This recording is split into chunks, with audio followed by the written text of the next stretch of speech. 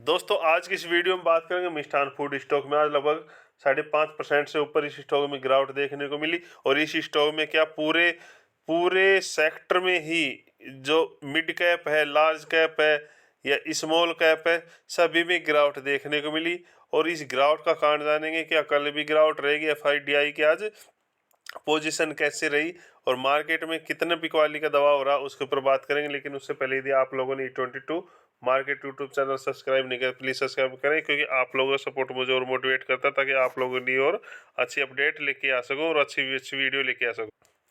पहले सर मिष्ठान फूड के ऊपर बात करेंगे। इसी स्टॉक में नहीं, सभी में गिरावट देखने को मिली, लेकिन ये नहीं कि स्टॉक में गिरावट हुई तो हम सेलिंग कर दें और लॉस लेके बुक करें। ऐसा नहीं करना है, प्रॉफिट लेके जाना है। और कैसे, अब देखो इसी स्टॉक ने यहाँ पे कंसोलिडेट किया, ठीक है, यहाँ पे कंसोलिडेट किया और अचानक से जंप देखने को मिला। अब स्टॉक में थोड़ी सी गिरावट हुई, फिर इसी स्टॉक ने कंसोलिडेट किया, फिर जंप देखने को मिला। स्टॉक यहाँ इस लेवल में कंसोलिडेट करना चाहिए था, कंसोलिडेट करना चाहिए था, लेकिन स्टॉक ने यहाँ कंसोलिडेट नहीं किया। स्टॉक में अचानक से गिरावट आई। अब स्टॉक यदि कंसोलिडेट करेगा तो इस लेवल में ही करेगा, ठीक है, क्योंकि इस लेवल पे इसने जो फॉलिंग थी, सपोर्ट अपना तोड़ दिया है। तो अब क्या करें, क्या सपोर्ट बने? तो सर सपोर्ट की बात करें तो इस स्टॉक में जो सपोर्ट था, लगभग हमारा इस स्टॉक में सपोर्ट हमारा 16 रुपये 80 पैसे के लगभग था, ठीक है, 16 रुपये 80 पैसे के लगभग था। और स्टॉक ने वो सपोर्ट लगभग तोड़ दिया, ठीक है। वो सपोर्ट ये 16 रुपये यहाँ था लगभग, ठीक है, यहाँ ये देखो, ये 16 रुपये 80 पैसे था, ये सपोर्ट तोड़ दिया, स्टॉक में गिरावट हुई। अब जो हमारा सपोर्ट बनेगा वो हमारा बनेगा लगभग 16 रुपये नहीं, 14 रुपये 60 पैसे बनेगा, ठीक है, 14 रुपये 60 पैसे के लगभग बनेगा। लेकिन यहाँ स्टॉक यहाँ गिरता हुआ दिखाई नहीं देगा, ठीक है, यहाँ तक स्टॉक गिरेगा नहीं। यदि गिरता भी है तो आपके पास एक अपॉर्चुनिटी, मैंने क्या बोल रखा है कि बाजार में जब डर हो ना तो आपको खरीदारी करनी चाहिए, जब लालच हो तो वहां पे आपको प्रॉफिट बुक करना चाहिए। मतलब यहाँ पे कोई स्टॉक है, ठीक है, ये स्टॉक है और इस स्टॉक अपनी यहाँ पे खरीदारी कर रखी है, यहाँ पे स्टॉक चला गया तो ये एक लालच देता कि यहाँ पे चला गया, कल यहाँ भी जाएगा। तो ऐसे मौके पे आपको क्या है ना, वहाँ पे प्रॉफिट बुकिंग करनी चाहिए।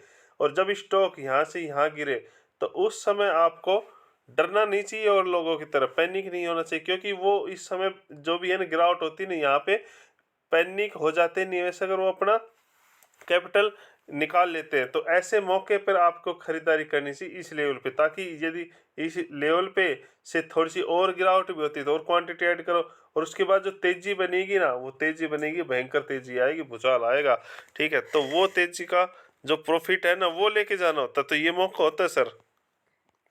तो मिष्ठान फूड में भी पोजीशन होल्ड करे रखो। और कल का मार्केट है ना, कल का मार्केट एक बार देखते हैं। एफआई और डीआई की एंट्री क्या रही उसके ऊपर डिपेंड है, और मुझे लगता है कल का मार्केट फिर गिरेगा।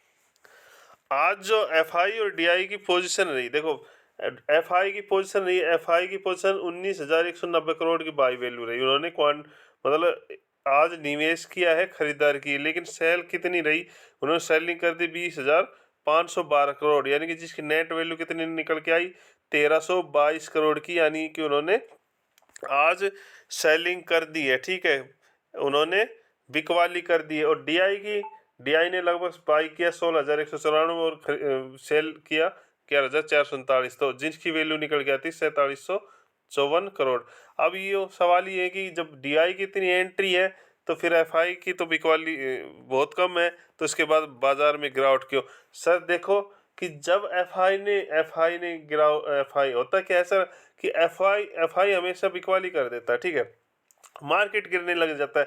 तो उस समय कौन, डीआई डीआई यानी कि जो डोमेस्टिक इन्वेस्टर होते हैं बड़े बड़े, वो खरीदारी करते हैं मौके पे। मैंने क्या बोला, जब स्टॉक में किसी में गिरावट हो तो आप खरीदारी करो, ठीक है। तो ऐसे लेवल पे इन्होंने खरीदारी की है, बट इनके अकेले की बस की बात थोड़ी है। आप जो लोग रिटेल निवेशक भरे पड़े हो, ठीक है, शेयर मार्केट में, ये भी जब मार्केट में गिरावट होती है ना तो पैनिक हो जाती है, ये भी बिकवाली शुरू कर देते हैं, ठीक है। तो अकेले डीआई की बात नहीं है, डीआई के साथ साथ ये आप भी होल्ड रखोगे और नई क्वांटिटी गिरते हुए बाजार में यदि नई क्वांटिटी ऐड करोगे ना तो बाजार तब संभलेगा, ठीक है सर। यदि कल भी मार्केट में गिरावट होती है, यदि कल भी मार्केट में गिरावट होती है तो उस पोजीशन में अपनी जो भी पोजीशन है होल्ड बनाए रखो और न्यू क्वांटिटी को ऐड करो, आपके पास अपॉर्चुनिटी होगी खरीदारी करने की। ठीक है सर, तो कल पैनिक नहीं होना, यदि कल गिरावट होती है तो पूरी तरह से बिंदास होके खरीदारी की, मिष्ठान फूड में, कोचिंग में, टाटा पावर में या अडानी टोटल गैस में भी कर सकते हो। ठीक है, और भी स्टॉक है।